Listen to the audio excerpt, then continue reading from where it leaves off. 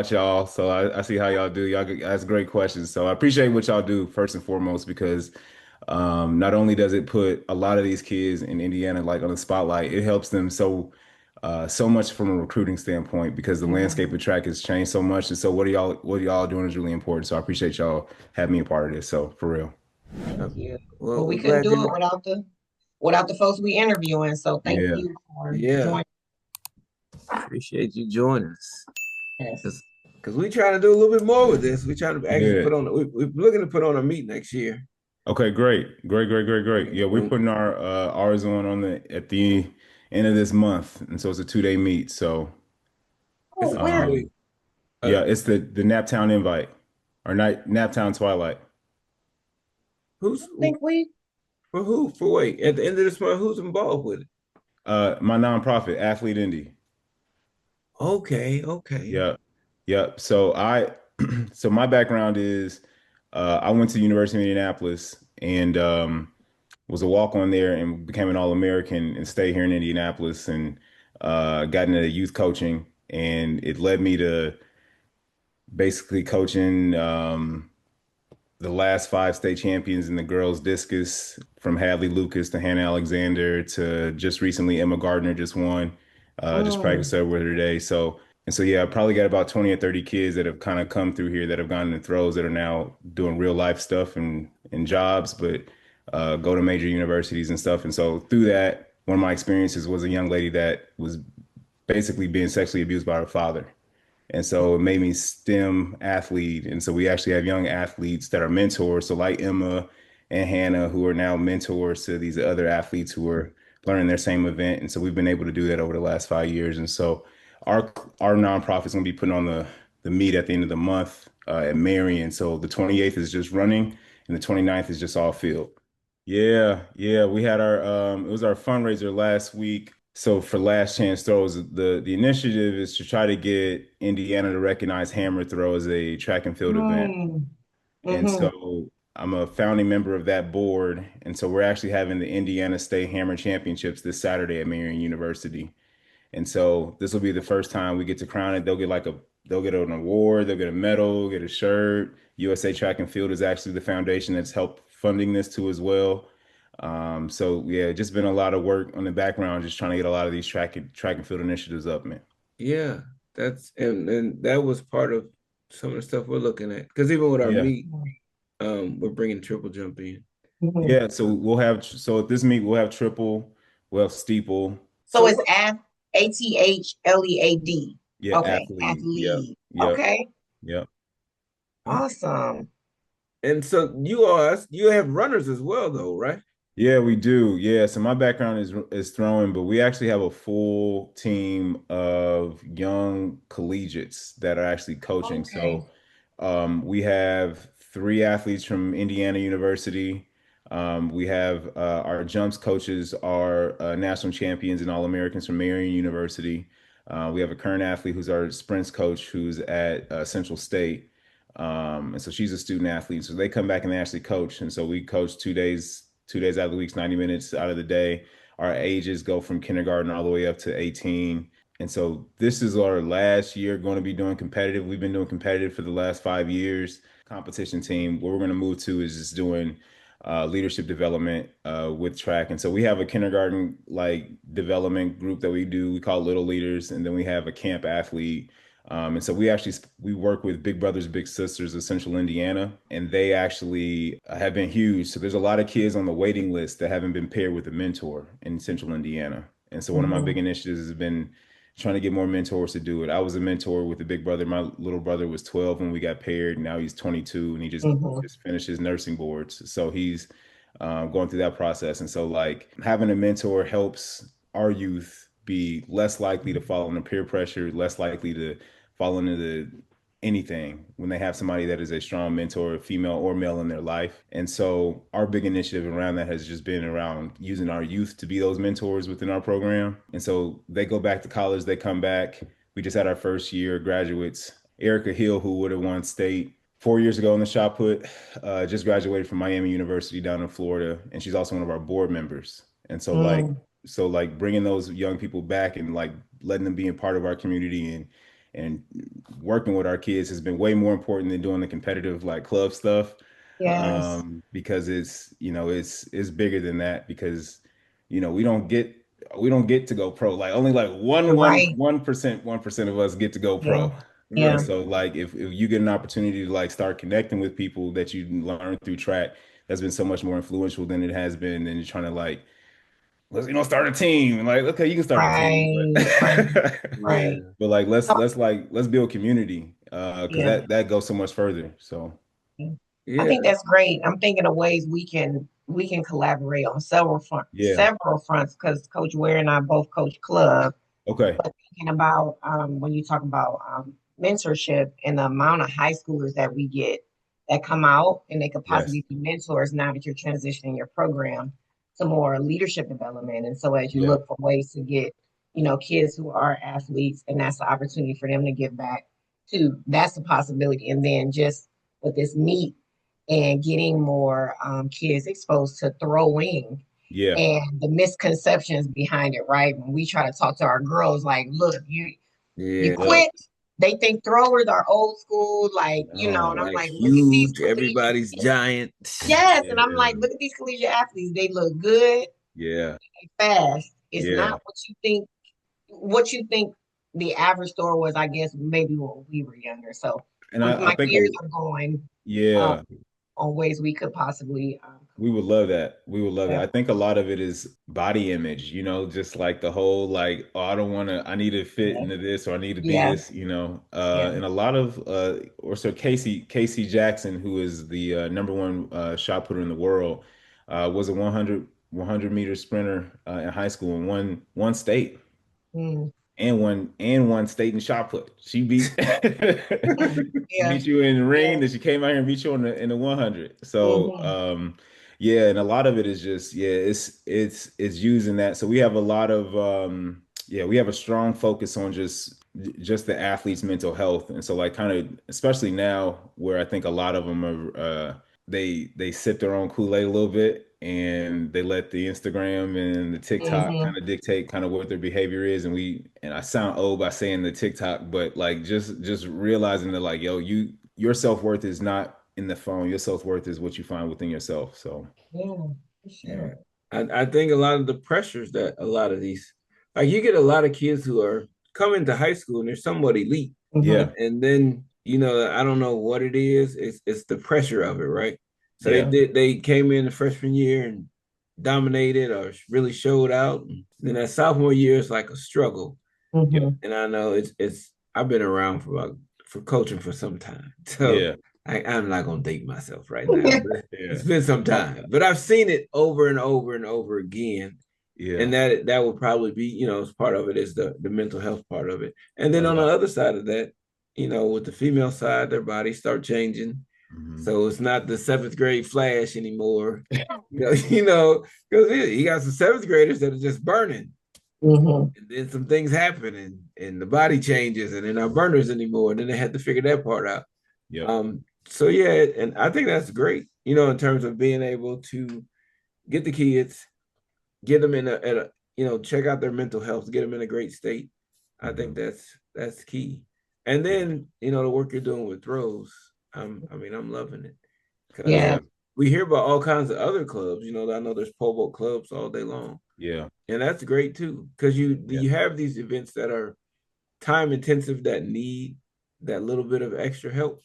Hmm. And I think for those like Gardner, I know we tried to get her on the show, but like some of those other kids, like boom, they put in the time to execute on these hmm, different events. And I think Yeah. bringing Hammer in there is great too. Yeah. yes, yeah. Yeah. We Yeah, had the coach from, I had the coach, we had the coach from Warren on here, and he asked, he said, "Oh, as this in top time grows, can we get Hammer?"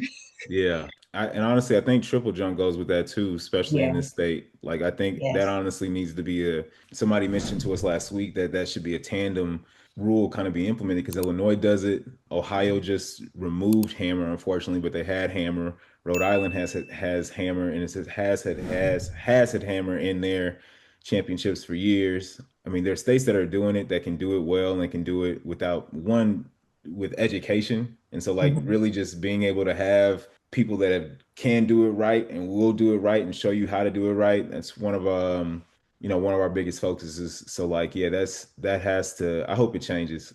So we're behind it and trying to push towards it. So So one of the, I guess the question I have, so one of the hammer, you mhm. use the same as a discus ring, correct?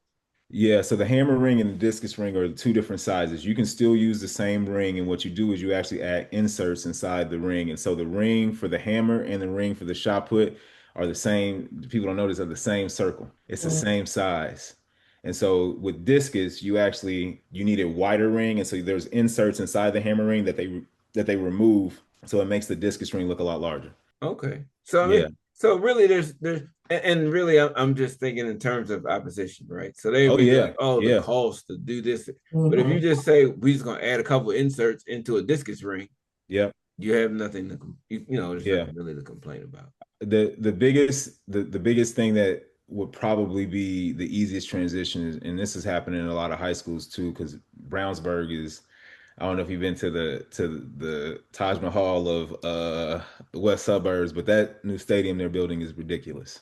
Yeah. Um, They're and into the so track it. like as programs start to do that, they're gonna have enough size and enough space to bring in where they can do hammer, they can do triple, they can do these different events, pole vault, in places that they weren't being able to do before. So yeah, it's evolving. I did see something today, and I'm be open to y'all's opinions of making track and field more like a dual sport, where it's team versus team, where you're more loaded because there's a lot of times in club you'll have like us, we're very dominant in throws and we know that. Mm-hmm. There are teams that are very dominant in sprints. They don't have the expertise, and what ends up happening is it ends up being this balance where, hey, we're doing really good over here, and we Mm-hmm. kind of sway back this way. And the coach at Texas A&M threw out the idea of you got to be a full balanced team. You got to Mm-hmm. have great jumpers, great sprinters, great throwers, great distance, and doing more dual meets instead of having these large meets. And then you're putting teams against teams, and there's more weighted scores. And so that way that scores look is just like you would see in a football game or a basketball game, where you have more duality between it. It's hard, Yeah. like thinking about it, because track Yes. is It's we're literally four different islands. Yeah. Yeah. yeah. True. Maybe five. But I'm interested in y'all's idea around that. But I like the idea. I think it's just hard. Mm-hmm. It's an Hmm. idea. But it's and the thing that separates that from like some of the other sports is there's no definitive timeline. You're right. Like football, we got the 4 quarters. Basketball, we got volleyball, we got the we got there's a definitive thing there. But You're in right. track, you got 18 plus events, and all it takes is like at the state meet for the time for the timing system to go out, and who knows It's what's over. gonna happen. So, Willie, walk us through. This has been great conversation, learning about how we Yeah, can yeah. collaborate and what you're doing for athletes and how you're involving either current or former athletes in the process of giving back. So, I think that is an amazing thing. We're definitely going to follow you Yeah. and look, you've already looked you up. And so, first and foremost, how did you get into coaching, right? And so, knowing you were a thrower yourself, for an athlete, that doesn't always mean you can coach. That's the Right. assumption. Oh, they were an athlete, they can coach. So how did you get into coaching? What started that off for you? Yeah, I got into coaching through my dad. My dad was a Hall of Fame basketball coach in Chicago, in Illinois, for basketball. He was D1. He passed away when I was 15, and so, but most of my life I was around basketball, and he ended up coaching junior college for the last 12 years, and so I got to see a lot of very talented young men get an opportunity to get a second chance, and so coaching's always kind of been around me, and I've always kind of watched it, and so like just seeing how you're multi-managing not just yourself but just the staff, the people that are helping you with operations, and more importantly your athletes. And so just kind of always watching that and being around that definitely was something I wanted to do. And I don't know, I really just I don't have a like this is my kid. I don't have a possessive kind of mindset when it comes to my athletes. I just don't. I just during high school season, that's your high school coach. Go listen to your Mhm. high school coach. Yeah, yeah, Like that's who you need to listen to. Like what did he say? What did she say? Like yes. I don't. But when you're in club or you're with me, this is what we're going to work on. Or let me Mhm. ask you, what are you working on with your coach? And so it allows. a more collaborative way for the athlete to get better because each Hmm. athlete's a little bit different. There's something that your athletes are doing per event that are going to be like, she still ain't got her foot down. You know what I mean? Like just stuff we could continually work on. And so, for me, it started with my dad, but like now it's just learning how to just recognize that these athletes are going to develop in time and you just are really just phases for them. You know what I'm saying? Like you get them for maybe 10 years and maybe 4 years and maybe 2 months, and so whatever they get from you, just give them as much as that you can. So You blessed if you catch him for 10 years. absolutely. Hmm. And then like for me, I know, well, I'll just ask you this. What is it that gives brings you the most joy about coaching? Being dominant. If I'm being just point blank Kobe Bryant with it, dominating. I like when they recognize how good they are within themselves because when you are able to do that as an athlete, it sets you apart from whomever else is either on the line with you or who's ever in the ring with you or whoever you're jumping against because your mind and the way that you approach it matters. And so I think the biggest thing I like from just being good, like I just talked to Emma, and I also coached the kid that won state, Ben Brown. He's on our club too. He just threw 63 feet. He's going to Indiana State. And Hmm. so I just talked to them and I said, what's going to transition you from high school to college is how you approach it and the preparation you take with it. And that has to start with how you think about yourself each and every day. And so, like for me, it's just you got to dominate, what's in front of you. And if you take that approach, it's going to just help you. How do you balance the technical aspect with the overall physical conditioning that an athlete needs to have? And I'm sure for throws, Yeah. a lot of technique involved, but also you have to be physically conditioned.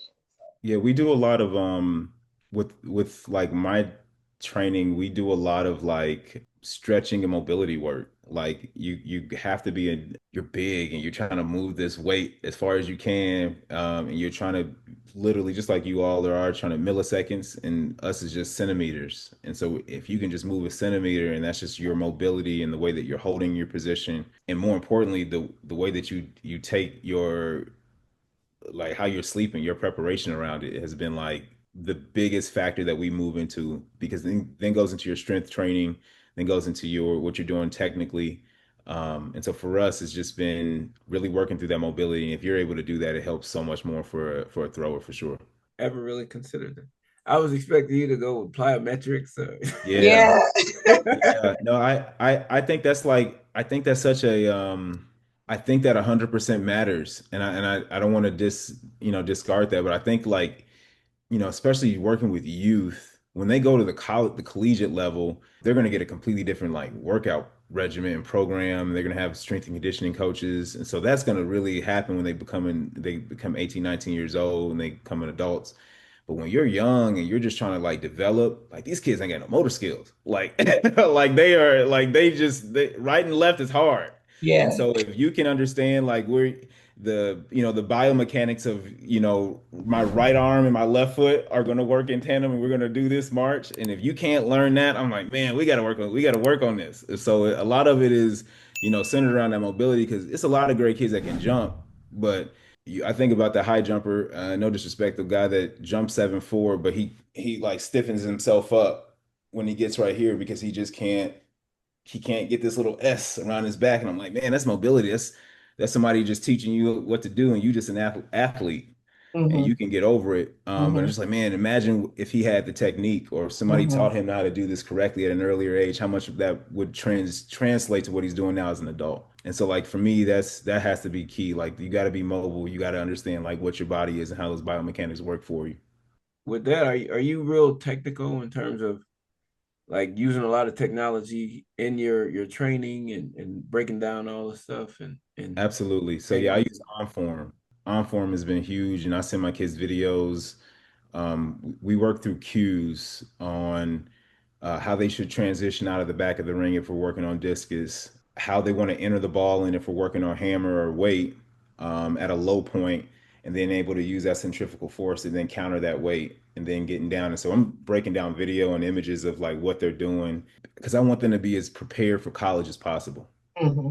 Because if you're getting this at the club or the youth level, then this should be an expectation for you when you get to college.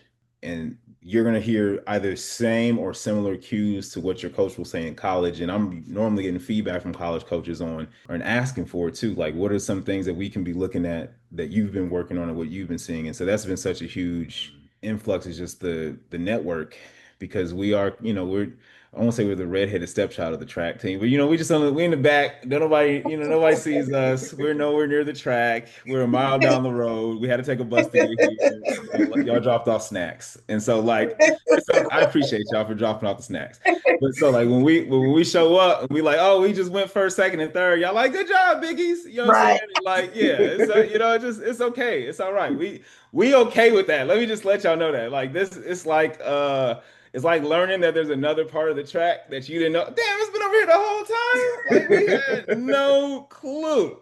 No clue. So it's like that though, right, isn't it?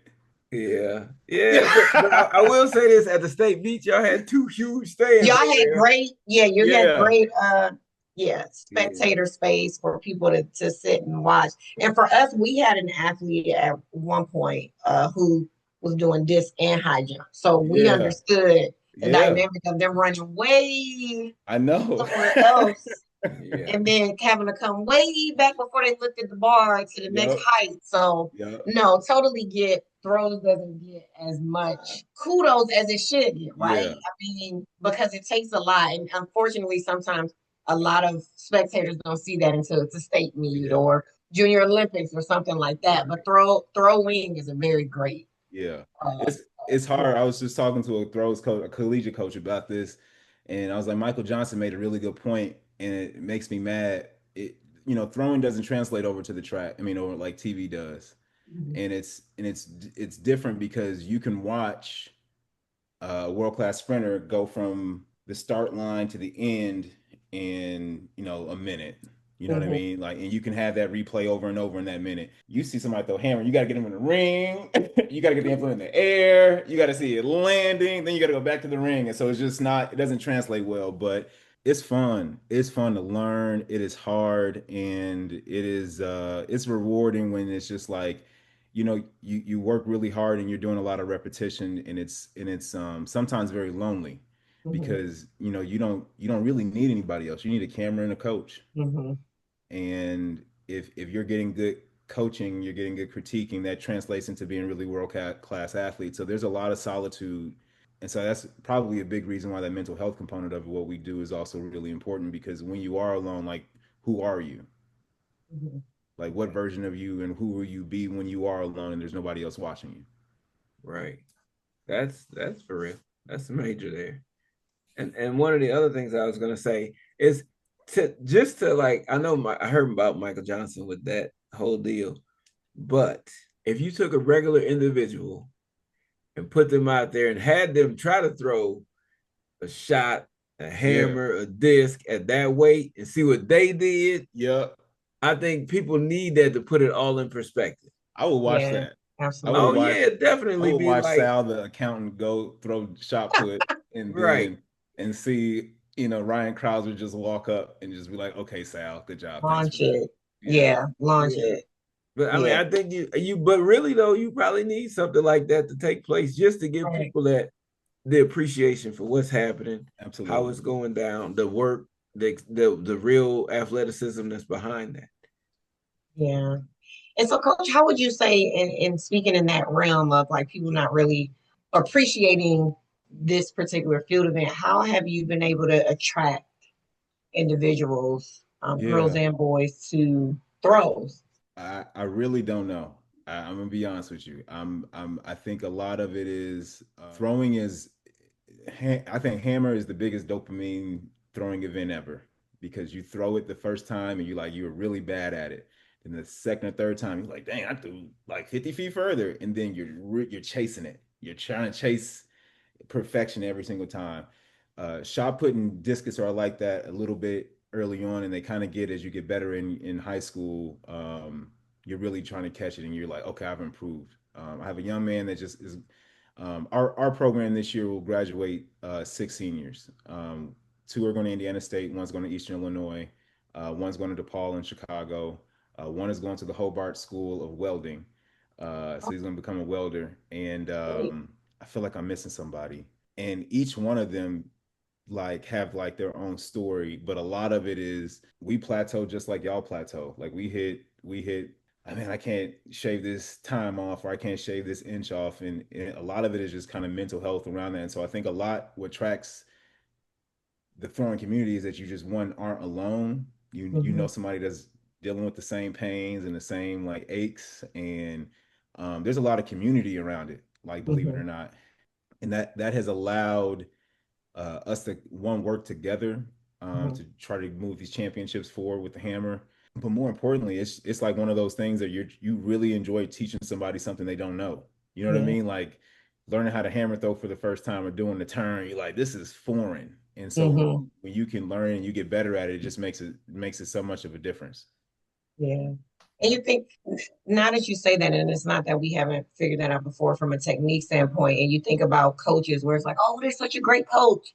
But when an athlete is just super fast or got bunnies or can jump far, but for throws, Yeah. you It's really have to coach, right? And so it's you like you have to. said, where you may You have an have to. athlete that has no clue. You actually have to be able to coach throws in order to I get your athlete. Yeah. And I'm that guy. I'm exactly what I didn't know what to do in high school, and I got to college and I was like, oh, I figured this out. It's fun. So like and just stay with it. So it's been a fun journey. Yeah, cool. Well, Coach, if people wanted to keep up with you and get in touch with you, follow along with what you're doing with your nonprofit and everything else, where would they look, and Yeah. and how would they get in touch with you?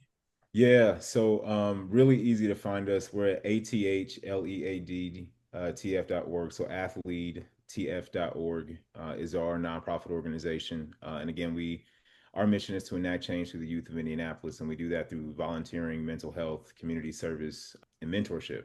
And if you're wanting to find me specifically for throwing, you just go to onlythrowers.com, all one word, onlythrowers.com. And we specialize specifically with throwers and shot put, discus, javelin, and hammer. So yeah, I appreciate you guys. Really, really do appreciate you sharing just what we're doing, but more importantly, sharing track and field in Indiana is super, super important. Yeah, Of course. thank you, sir.